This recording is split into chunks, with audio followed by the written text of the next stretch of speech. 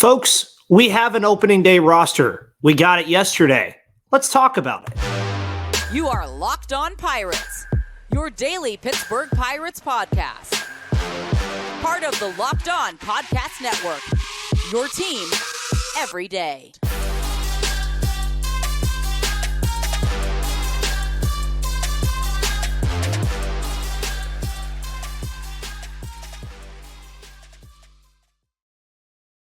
And welcome back, everybody, to the Locked On Pirates podcast here on the Locked On Podcast Network, where it's your team, your Pittsburgh Pirates every day. My name is Ethan Smith. You can follow me on Twitter at MVP_Ethan or at Locked On Pirates for all of your news, analysis, opinions, and reactions to everything going on in the world of the Pittsburgh Pirates, because it is your team, your Pittsburgh Pirates every single day. Thank you for tuning into this show as you always do. Today's episode is brought to you by Prize Picks. Make sure you download the Prize Picks app today and use code LOCKEDONMLB for a first deposit match up to $100. Make sure that you are in a state where you can play Prize Picks before you sign up. And the biggest news, obviously, that also involves analysis, opinions, and reactions to what happened yesterday was Derek Shelton and company obviously releasing the opening day roster for the Pittsburgh Pirates. Obviously, lots to talk about from this opening day roster,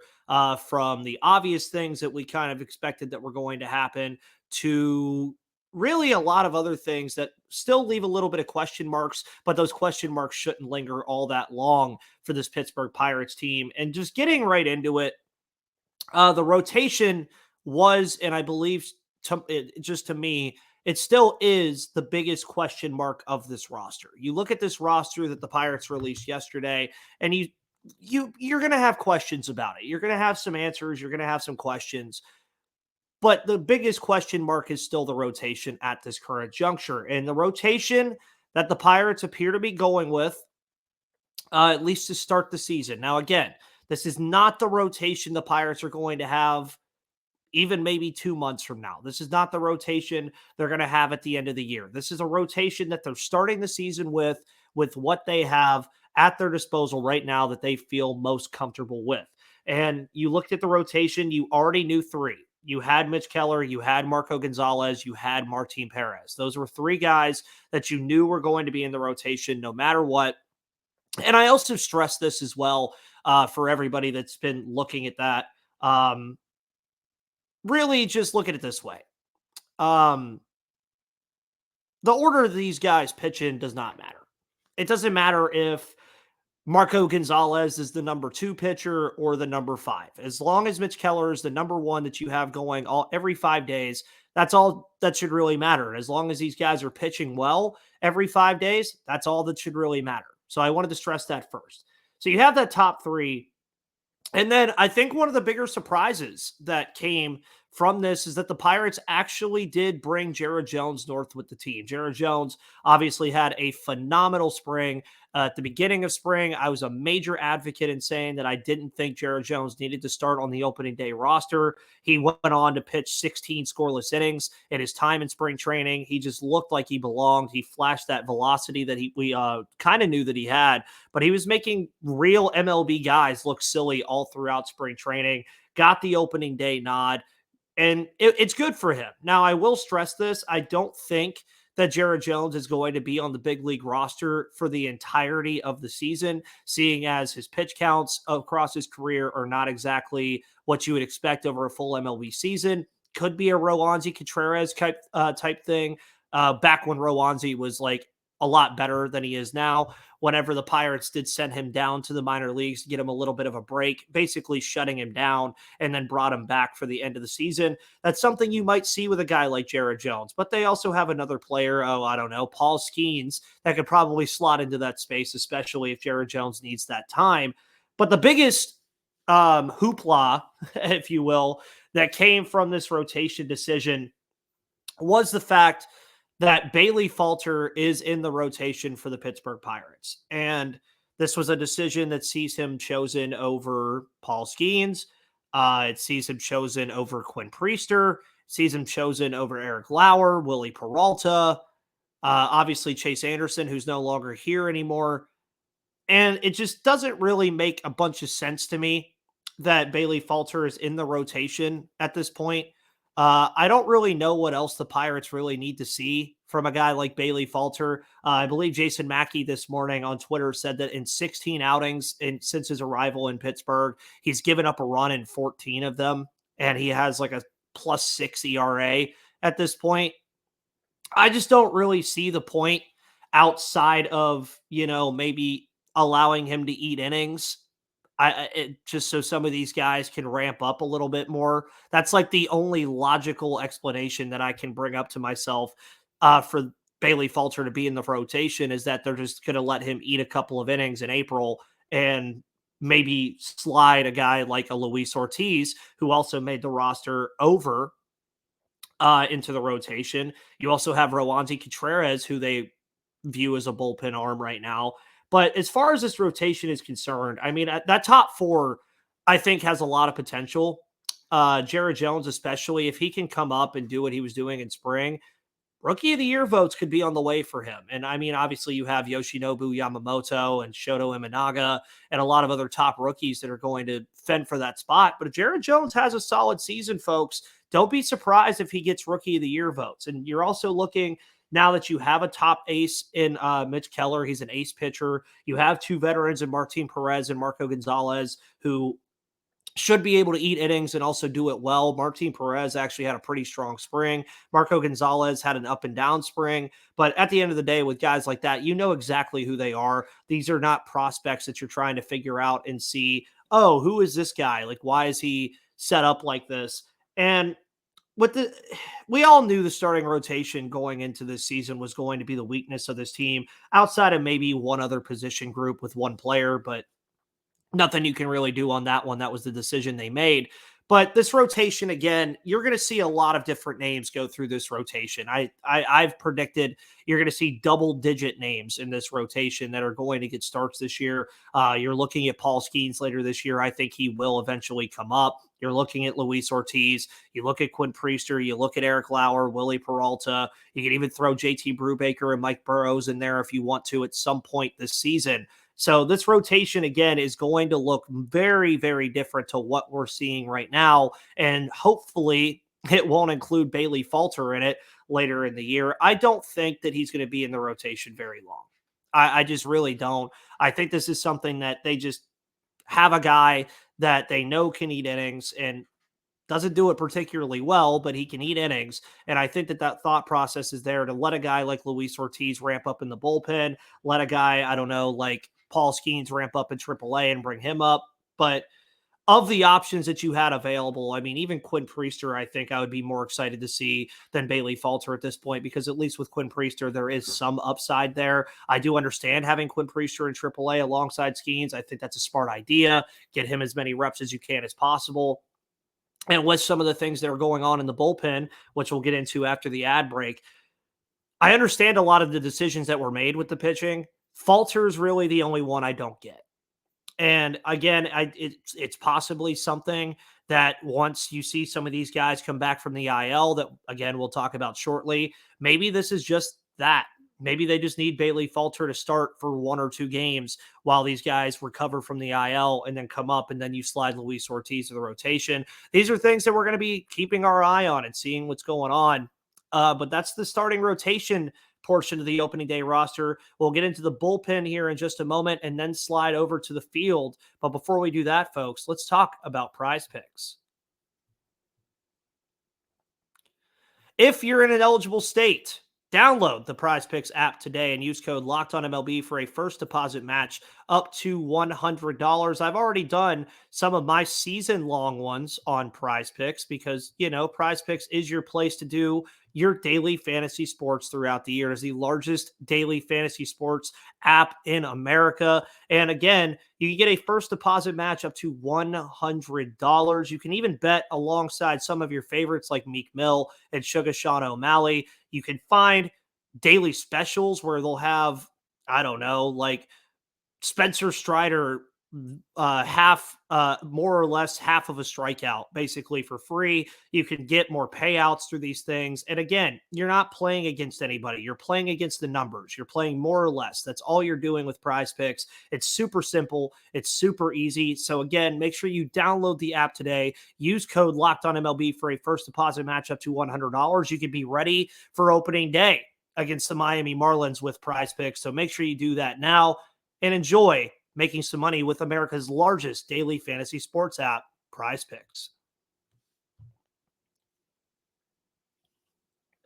And thank you for tuning into the show, as you always do, folks, here on the Locked On Podcast Network. And are you watching Fox Sports or ESPN on your TV all day? Do you have to turn down the volume with all the shouting? Well, make the switch to Locked On Sports today, a free 24/7 sports streaming channel programmed for you every day to bring you the biggest stories without all the screaming. Locked On Sports Today brings you can't-miss analysis, opinions, and news, streaming 24/7 on YouTube or the free Amazon Fire TV channels app, part of the Locked On Podcast Network, your team every day.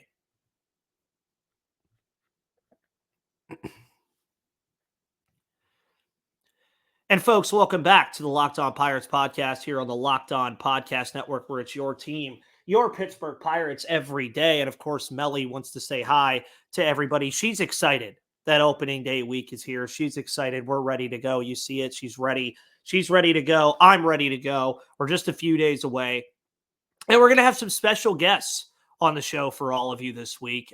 Tomorrow, we're going to have one. And then Thursday, we're going to have one. So going to be very fun. Thursday, you guys are probably getting 3 episodes Thursday. I'm just going to let you know that right now. It's going to be a loaded time here at the Locked On Podcast Network, again, where it is your team, your Pittsburgh Pirates every day.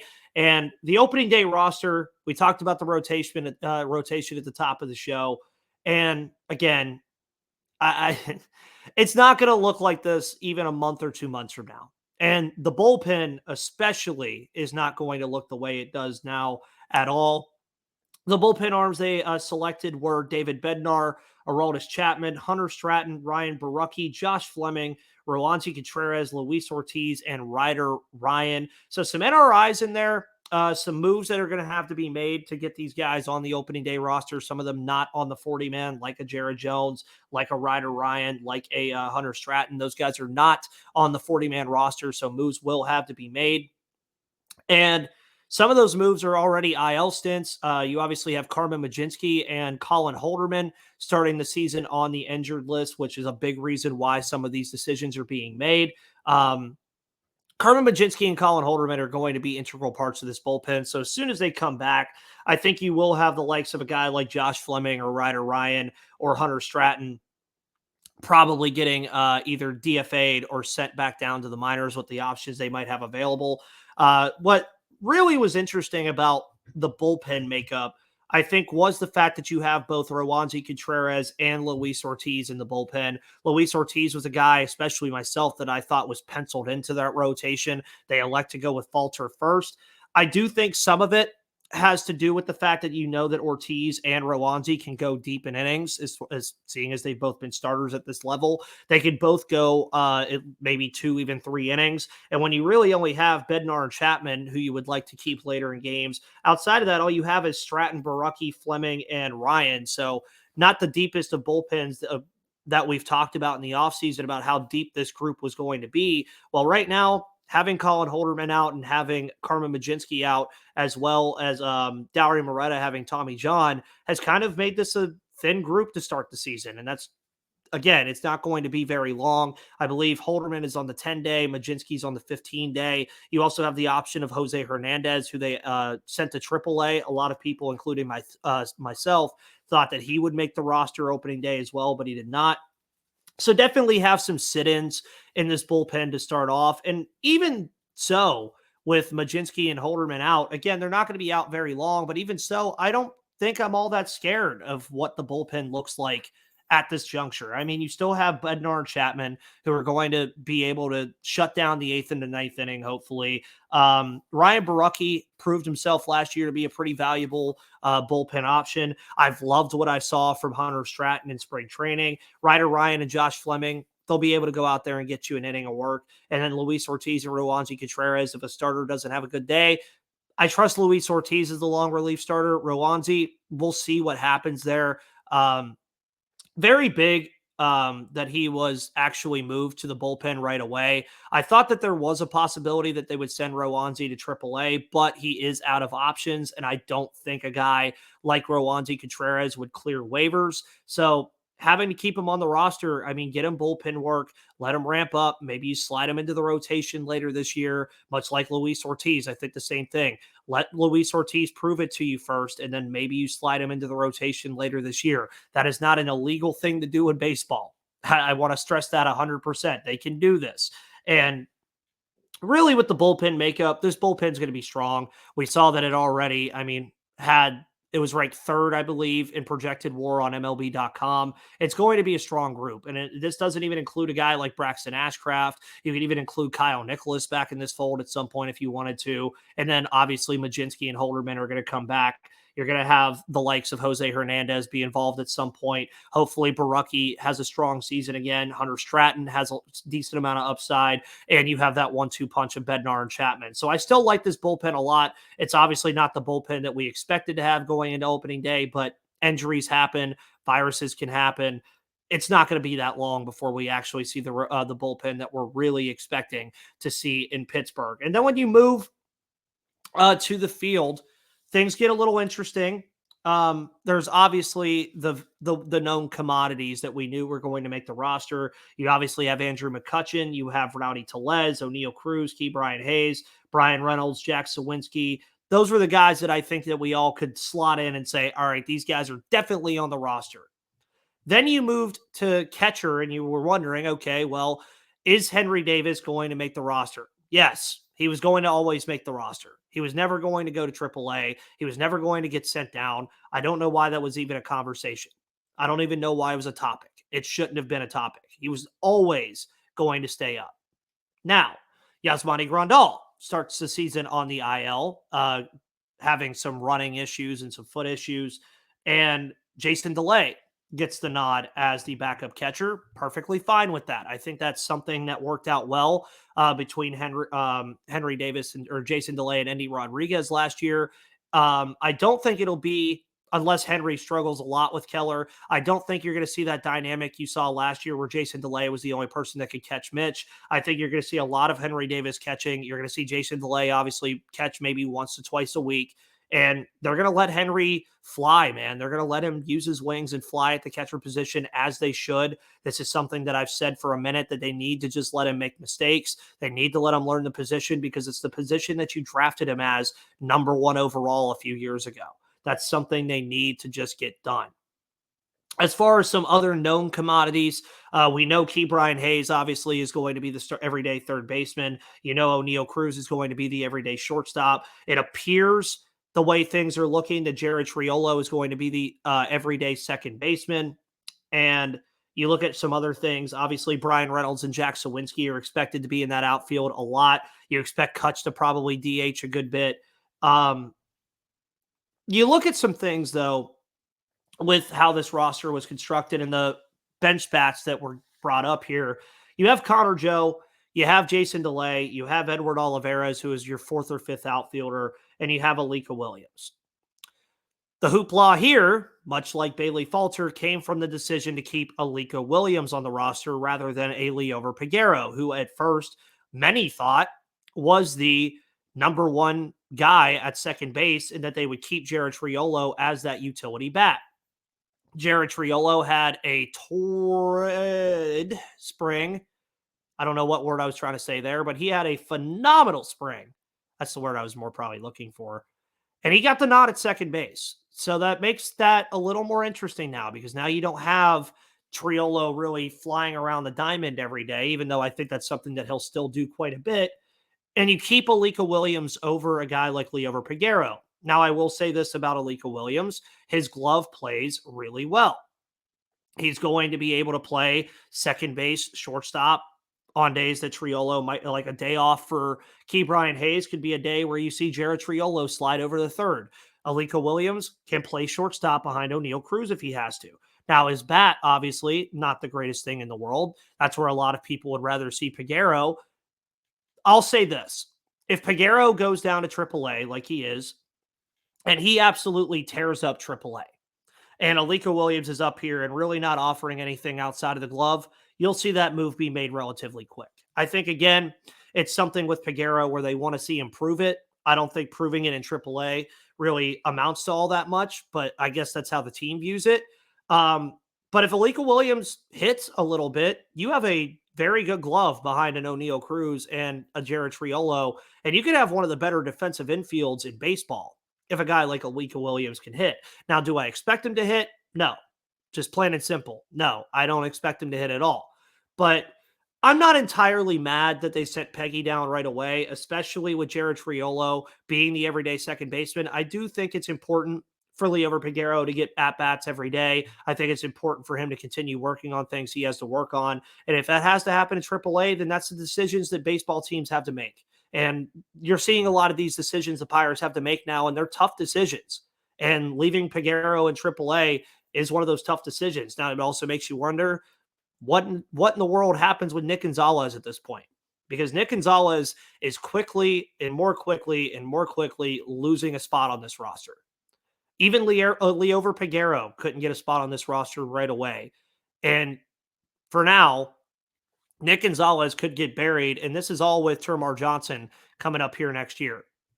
So that's the infield makeup for the most part. Obviously, Tellez at first, which a lot of people have had worries about defensively and just overall with Tellez. I still am a component that I wish they would have went out and signed Carlos Santana even after they signed Rowdy Tellez. Lo and behold, they didn't really do anything. I was even okay with Jared Triolo at first, but that's another thing for another day. We're going to talk about the outfield makeup, some other notes in the final segment of today's episode. But before we do that, folks, let's talk about FanDuel. Folks, FanDuel is your place to do all your sports betting this baseball season, and March Madness is still happening on Thursday as well. So say goodbye to busted brackets, because FanDuel lets you bet on every game of the March Madness tournament. Whether you're betting on a big upset or a number one seed, it's time to go dancing on America's number one sports book. And right now, new customers get $200 in bonus bets if your first $5 bet wins. That's $200 to use on point spreads, money lines. You can even pick who's going to win it all. So just visit FanDuel.com/lockedon and bet on college hoops until they cut down the nets, and get ready for baseball's regular season with America's number one sports book, FanDuel.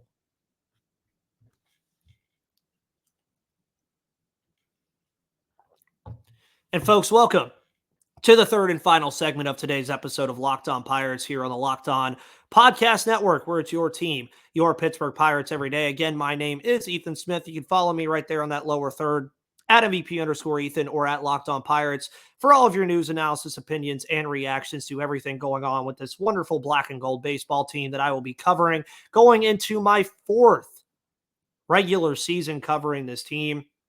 The win totals have went up every year, so let's see if they're going to go up again. As you guys heard me on yesterday's show, I predicted an 84-78 record in the Pirates to make the postseason.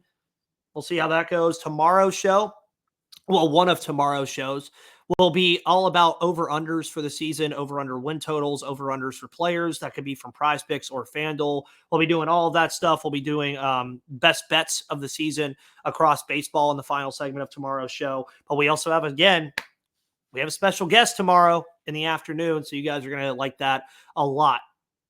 Now, the outfield makeup of this team, I don't think really had too many more questions after the addition of Michael A. Taylor. There were a lot of questions about this outfield, I think, before that addition. You obviously knew you were going to have Brian Reynolds and Jack Sawinski, but outside of that, you didn't really know. Edward Olivares didn't have the strongest spring. Joshua Palacios didn't get to play much due to injury. You had guys like Billy McKinney kind of surprised a little bit in spring, but obviously he was left off the roster. So you end up going with Reynolds, Sawinski, Michael A. Taylor, Edward Olivares, and Connor Joe. Now, Connor Joe, especially I mentioned Rowdy Tellez earlier. I think Connor Joe is going to be a kind of first base, right field platoon guy. He can play both positions well. He was a plus outs above average guy last year. You're not scared about putting him in the lineup, especially if he's the number 9 hitter. If Connor Joe is your number 9 hitter in a lineup, I think you're pretty okay with that. So I could see him sliding between right field and first base. I would expect that Brian Reynolds could also be playing right field, so you maybe even see Connor Joe play left field. We saw a good bit of Brian Reynolds playing right field in spring training this year, so we'll see what they decide to do with that. And then as far as center field goes with Michael A. Taylor's introduction, I mean, I do think that you're going to see a lot of Michael A. Taylor in center field, depending on matchups with left-handed pitchers versus right-handed pitchers. Jack Sawinski can obviously hold his own out there as well, but he can also slide around. So I do think that the main makeup you're going to eventually see is going to be Michael A. Taylor in center field with Sawinski and Reynolds occupying the corner outfield spots, Edward Olivares and Connor Joe supplementing days off. That's kind of what I think you're going to see with this outfield. But Michael A. Taylor's addition, as I said on the show when we covered it initially, I thought it was a phenomenal addition. It makes the defense in the outfield a lot better. He has a little bit of pop in his bat too, so you're not scared to put him in the lineup. He's not the best hitter in the world, but he does have the capability to put a ball or two over the fence for you. He also not the slowest guy in the world either, so he can be a real player on the base paths as well. And with Reynolds and Sawinski, that outfield has power. Edward Olivares being your fourth outfielder. Connor Joe is no slouch either in terms of power. And that's really what I like and see as far as the other notes that I had about this. You really look at this roster in a microcosm and you say, okay, Henry Davis, you're expecting better things from him this year. Andrew McCutchen, going to be a leader in the clubhouse, hopefully still going to be an adequate DH player. Rowdy Tellez has the capability of hitting 20-plus home runs. Jared Friolo, capability of hitting 10-plus home runs. O'Neal Cruz, capability of hitting 30-plus home runs. Hayes can hit 20-plus. Reynolds has hit 20-plus millions of times in his career already. Jack Sawinski has already done that in his career already. Michael A. Taylor has also flirted with 21 home runs before. He can do it.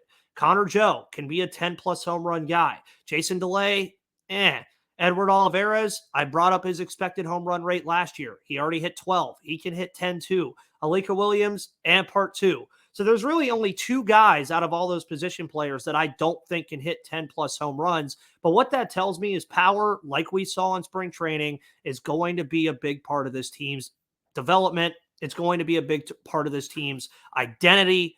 And it's going to be a big part of why the Pirates win more games than they lose. As far as the bullpen is concerned, again, don't judge this bullpen that you're going to see on opening day. It's not the bullpen that we know that we're going to see for most of the year. But also keep an eye on Rowanzi and Luis Ortiz and see how they do in that bullpen. If they do well quick enough, I think that eliminates Bailey Falter in the rotation pretty quickly. Especially if Rowanzi starts looking a lot better and he just turns into a valuable bullpen arm, then so be it. If that's what Rowanzi is, that's what Rowanzi is. Luis Ortiz, I still think he has phenomenal starter potential, especially if he can figure out the command and everything.